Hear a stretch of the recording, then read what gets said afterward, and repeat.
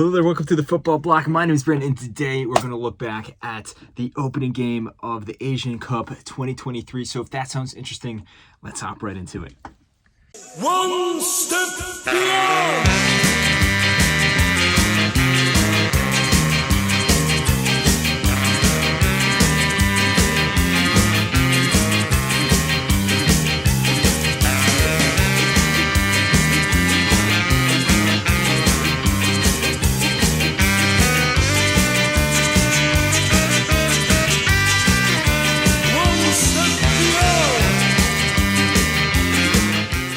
So the Asian Cup 2023 has officially started.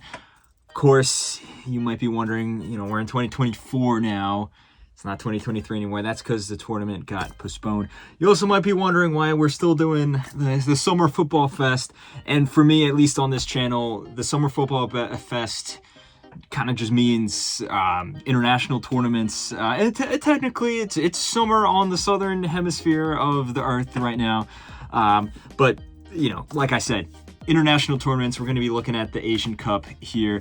We have the opening game, Qatar versus Lebanon. Overall, I think it was actually a pretty exciting game.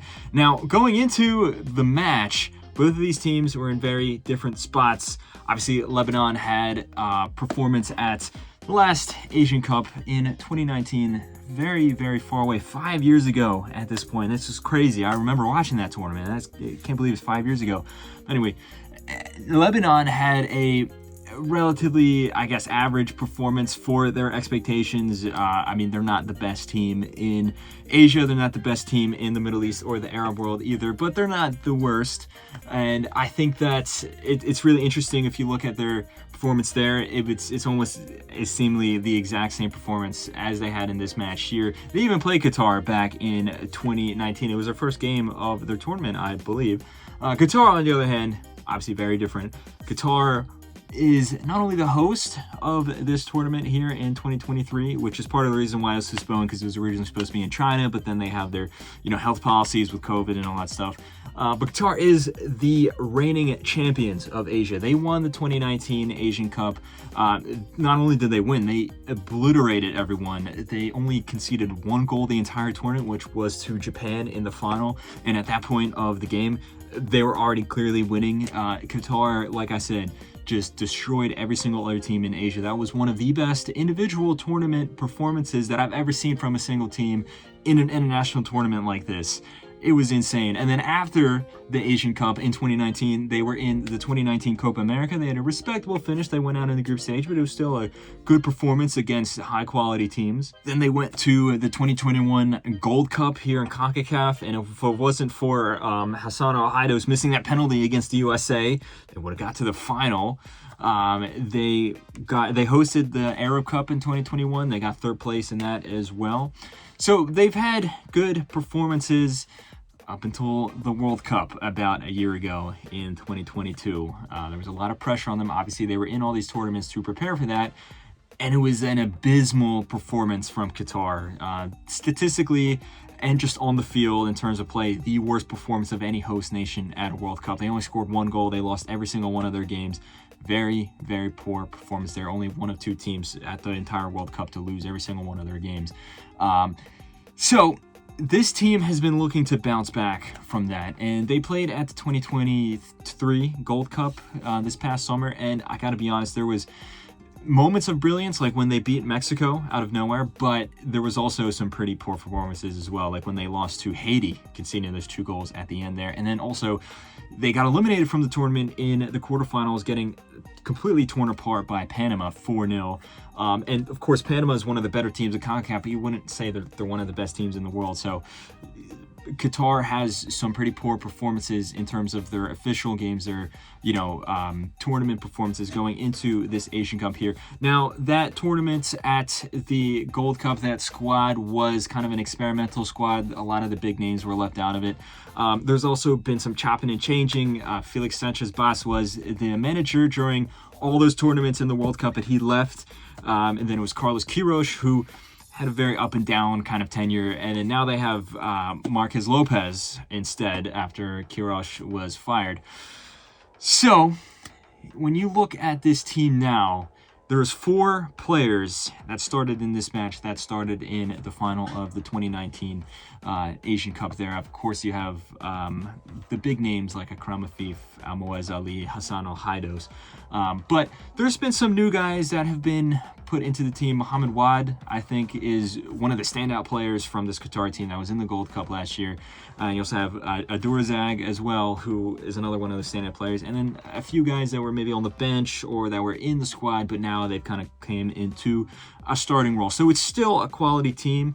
I think a lot of the people, especially if you don't follow Asian football, just assume, okay, Qatar was terrible at the World Cup. They're not really going to be doing much here at the Asian Cup. But, you know, while they may not be the outright favorites, or there's teams that are clearly better than them, think like Japan or South Korea, maybe even Iran, they are still one of the better teams. I think they're in the top echelon of teams, and they still are a title contender, I would say. Now, as for this match itself, I think that Qatar started off on the front foot. They started with the better energy, with more passion going forward. Almoez Ali scored a goal in the 5th minute, but that was correctly taken off for offside. Now, after that goal, though, I think that Qatar, despite having the more of the drive going forward, they looked a little disoriented. It wasn't completely coherent and put together, but they kept going forward, and then I think they really utilized the top 3, or their front 3. There's really talented players, Afif, Ali, and then Youssef Adurazag. They combined for the opening goal of the game, the opening goal of the entire tournament. The ball got crossed from Mohamed Wad to Youssef. He headed it down to Almoez Ali with great build-up play. He laid it off to Akram Afif. Wonderful shots right into the bottom corner. Next thing you know, it's 1-0 to Qatar. Now, as for Lebanon, I think that Lebanon actually, you know, defended pretty well, considering that they have a very limited talent pool and there's a clear gap in quality between them and Qatar. I think that Lebanon actually defended well. I think that they had a strong structure to their team. I thought the 3 center backs for most of the game, at least in the first half, they made it really tough for Qatar going forward. I just think as the match went on, defensively, you know, obviously you're going to slip up, you're going to get tired, there's fatigue, and on the flip side, Lebanon have essentially nothing going for them, unfortunately. For all the hard work that Lebanon put into defending and trying to close down Qatar, you would expect that the few chances that you would have going forward, going in the other direction, that you'd be able to capitalize on that, and Lebanon was not able to. Of course, they have Matuk, the veteran up top, the legend, but he is getting on in age, and he's just one guy. He can't really do anything. There was a moment where he had an opening there. He had, you know, a quick run of play, and he had no one to pass it to, and he was just completely isolated out there on the wing. I think that just the way Lebanon lined up, that just kind of shows the situation they have, where there's essentially no one up top for that team. The team defensively is okay. There's something to build upon there. It's solid, but going forward, besides Matuk, there's essentially nothing there, unfortunately, because the team, Lebanon, put a lot of passion into this match. I don't think that there was ever a moment where they gave up, even as Qatar started to really get into the groove, especially in the second half. Qatar started playing around with the ball. Mohamed Wad had a wonderful cross from the left-hand side, beautiful ball into Almoez Ali, wonderful header into the back of the net. This goal was not disallowed. Almoez Ali, who was the top goal scorer of the 2019 Asian Cup with 9 goals, which is a crazy return.